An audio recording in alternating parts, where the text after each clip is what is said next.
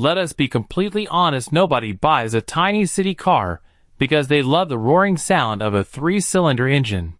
You buy it because you are sick and tired of handing over half your paycheck to the local gas station. We wanted to see exactly how cheap this car is to run, so we bypassed the factory fuel economy claims and did our own grueling real-world consumption test.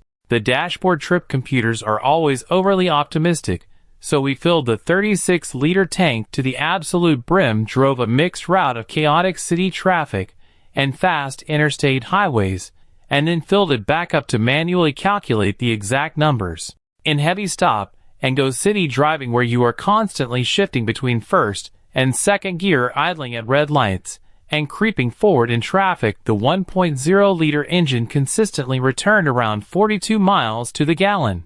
That is an incredibly strong number for a car that does not rely on complex hybrid battery systems. The manual transmission gives you complete control over your shift points, allowing you to short shift into higher gears early to save even more fuel. Now when we took it out onto the open highway and set the cruise control to a steady 65 miles per hour, the aerodynamic drag starts to play a role. However, the economy actually improved to an impressive 55 miles to the gallon. It is when you push the speed up to 75 or 80 miles per hour that the small engine begins to struggle. It has to sit at nearly 3,500 revolutions per minute just to maintain that speed, and your fuel economy will immediately drop back down into the low 40s. If you opt for the automatic transmission, you need to accept a slight penalty.